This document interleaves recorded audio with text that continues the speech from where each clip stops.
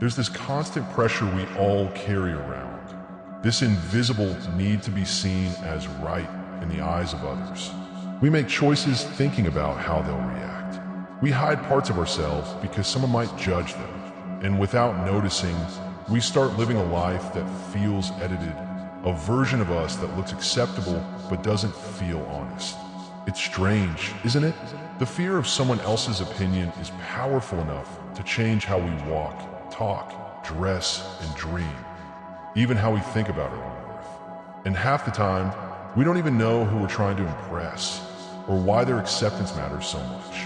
At some point, a simple question appears: who am I actually living for? Because if you look closely, you'll understand the real truth. Other people's opinions don't actually change anything about your life unless you let them. Welcome to Glitch Cult, where we question the thoughts everyone has, but no one talks about.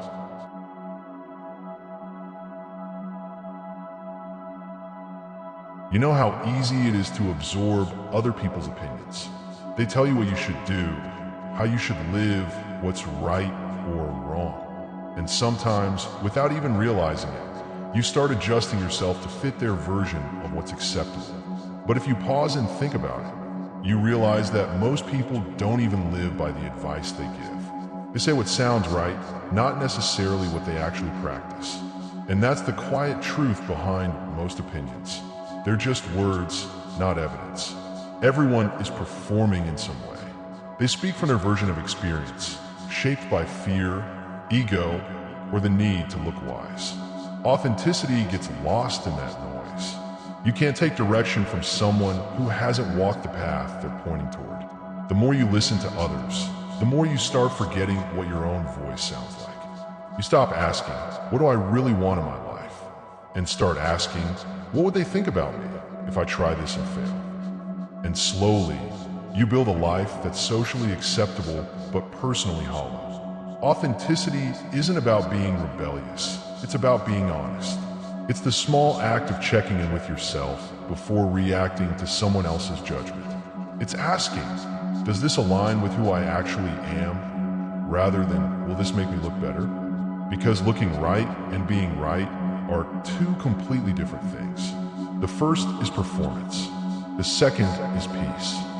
When you stop outsourcing your validation, you start noticing how inconsistent external feedback really is. One person says you're overconfident. Another says you should be more assertive. Someone calls you too quiet. Someone else praises your calmness.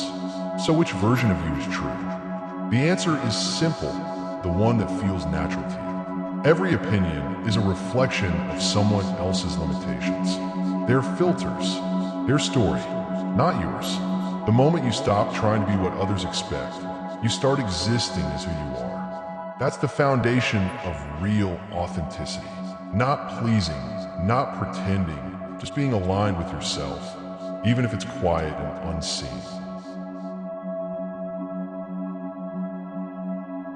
It's strange how people change their minds so quickly about what's right.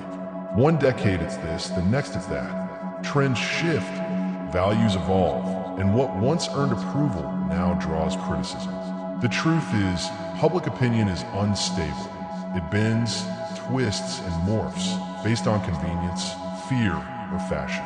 Yet most of us build our choices around it, hoping to stay in favor with something that doesn't even stay consistent with itself. When you look back at old advice people once swore by, it almost seems absurd. What people called success 20 years ago doesn't hold the same meaning now. What was once rebellion is now normal. What was once shameful is now celebrated. And this cycle never stops.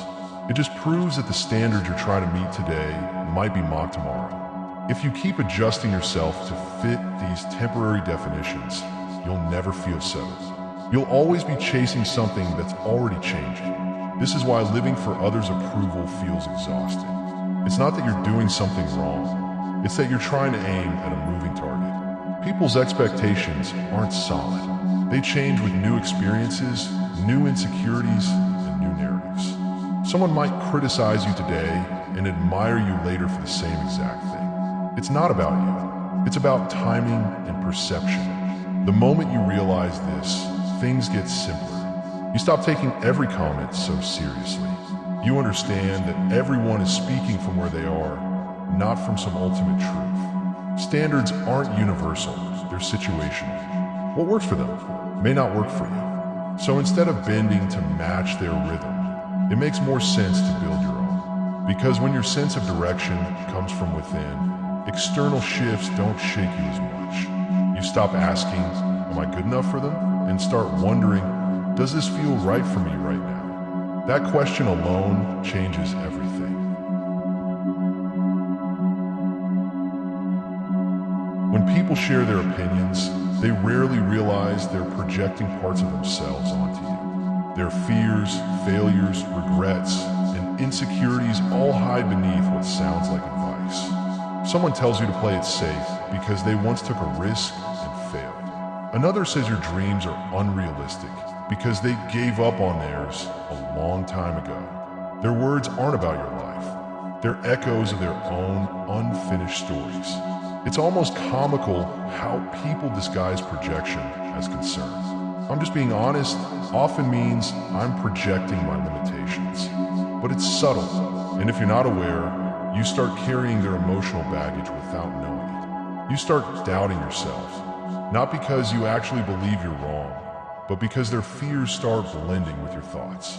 And slowly, you become cautious in ways that don't even belong to you. Understanding projection changes how you hear people. You begin to filter advice through empathy instead of guilt. You recognize that their reaction to you says more about them than it does about your choices. When someone says, that's not realistic, they might be revealing what they think is possible, not what actually is. And when someone judges your ambition, it's often because they feel uncomfortable facing their own lack of it. The real clarity comes when you stop fighting for approval and start observing patterns. You'll notice how people's opinions align perfectly with their personal struggles.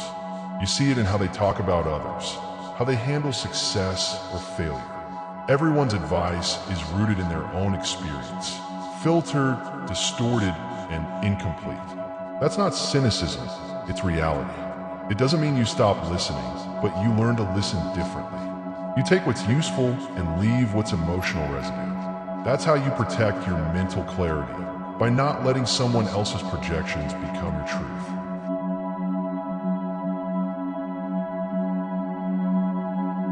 There's a kind of quiet peace that comes when you stop caring so much about what others think. Not in an arrogant way, but in a deeply freeing way. You start realizing that most people are too busy worrying about themselves to keep track of you. The weight you've been carrying, the constant self-monitoring, the overthinking before every decision, it starts to feel unnecessary. Because half the pressure you feel doesn't even come from reality. It comes from imaginary judgment you've built in your head. When you no longer measure your worth by external validation, you gain something rare, mental freedom. You make choices without running endless simulations of what others will think. You start trusting your instincts again. You stop explaining yourself for things that make you happy. And for the first time, you feel a kind of mental stillness that can't be bought or taught. The mind becomes lighter when it's not performing. You realize how much energy you used to go into managing impressions, into being liked, into proving something. When you drop that performance, you don't lose connection, you gain authenticity. The right people start noticing the real you, not the edited version.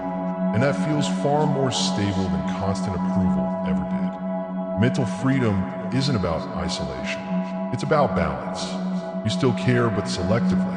You listen, but you don't absorb everything. You accept feedback, but you filter it through your own sense of self. That's the difference between living consciously and living reactively. One drains you, the other grounds you. And the irony? Once you stop needing validation, you start earning genuine respect. Because people sense when you're no longer controlled by their opinions. You move differently, quieter, more certain, less anxious. That's freedom in its simplest form. Not being deaf to the world, but no longer being enslaved by it.